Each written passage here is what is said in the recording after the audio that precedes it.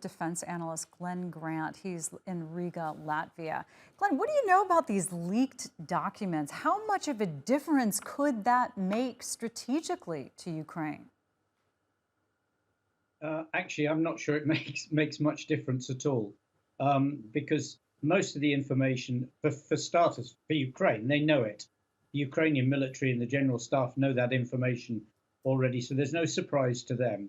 And I think most analysts on the Western side, and I suspect quite a few of the Russians as well, have been able, from the open media source information, to come up with a pretty close answer to what's actually written on those documents. Of course, it's always a surprise when everything is put together and it actually shows everything. But I think there's been so much open source information in the last weeks and months saying that it was going to happen. That I think people pretty much guess it all.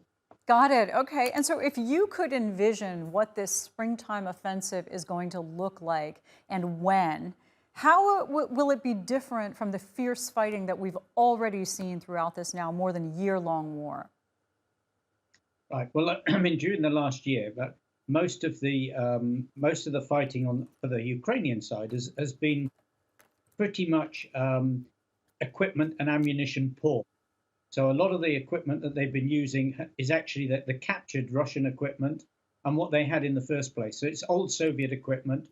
They've been very short of ammunition. I mean, the ratio has been something like 6 to 10 rounds in most places fired by Russia compared to 1 from Ukraine. Now what's going to happen is that they will bring forward these brigades that they've been training with Western equipment, more ammunition, and probably much better logistics.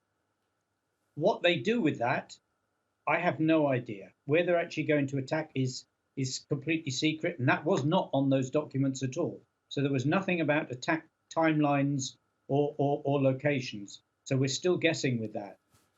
Another big question is, Russia may have lost, 80,000 fighters in this war. How do they get enough people to deal with this offensive? And how does Ukraine have enough personnel as well?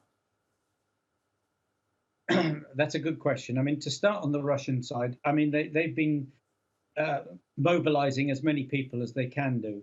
So, but those people are untrained. The Russian side will have difficulties if Ukraine punches hard in any one place, because they neither have the training nor the radios nor the quality of commanders to actually to do a fighting withdrawal in any sensible shape. That's why they've been digging trenches everywhere on the way back, which they will wish to use.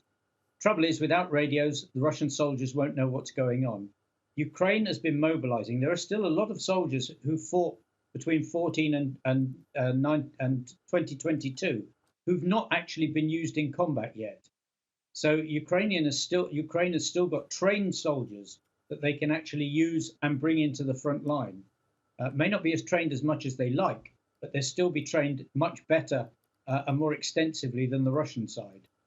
All right, Glenn, excellent to have you on the show. Thanks so much. Thank you very much.